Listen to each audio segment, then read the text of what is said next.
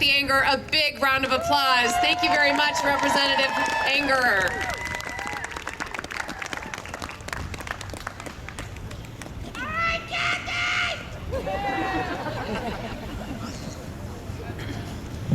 And you know, I'm also bringing on stage with me the inspiration for the House bill, Jarret and my good colleague, Representative Richard Ball, who is the sponsor of the other piece of legislation.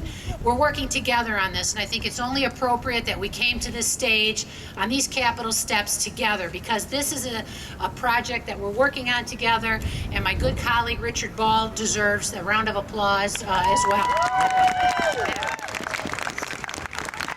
We're going to orchestrate this. You're going to have to give me a second.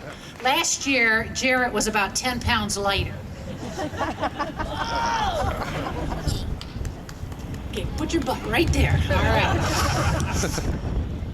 I have 3 things to say to you today. This young man, his grandfather, were the inspiration for the House bill. Why is that?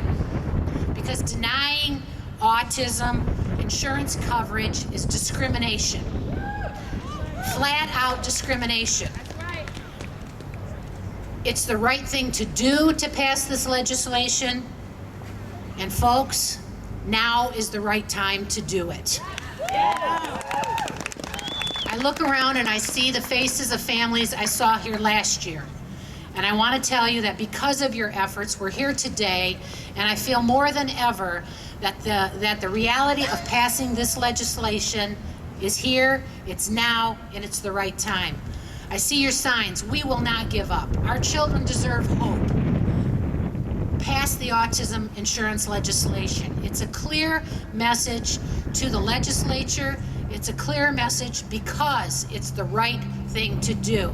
Our children should be our first priority.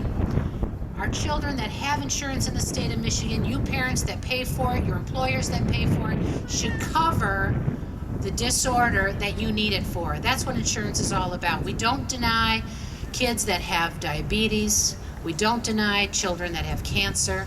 It's time to stop denying. It's time to stop discriminating against children who have autism. With that, I'm going to turn the mic over for a moment to Representative Ball, and then Jarret's going to say a few words. I'll just take a moment, Jarret, because I want to give you plenty of time.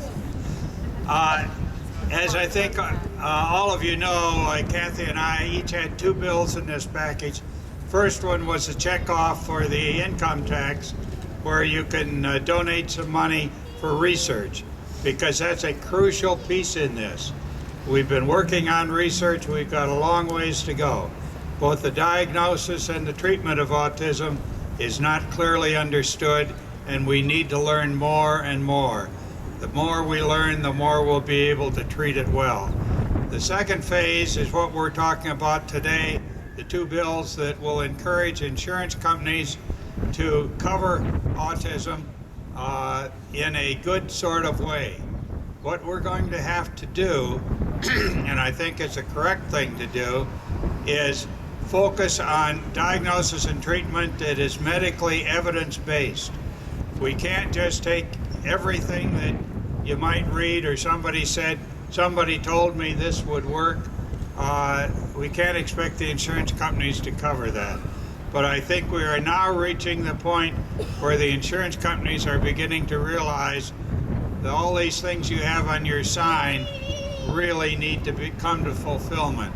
And that if we get together and pick out things that are already proven and are evidence-based and are helping many, many of children with autism, we can get this thing started, and we can get it started this year.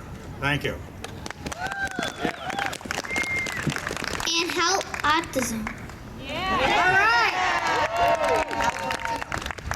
All right, so we're going to leave you with the fact that we will not give up. Representative Ball and I are committed. Your cause has become our cause. And I want you to know how important it is to hear from you, how important it is that your legislator knows you and knows that it matters to your family. They will hear your voice. And for you to speak to your legislator is imperative in this fight that we have before us. We will work tirelessly on your behalf, and I appreciate the strong support you've given us. The time is now. Thank you.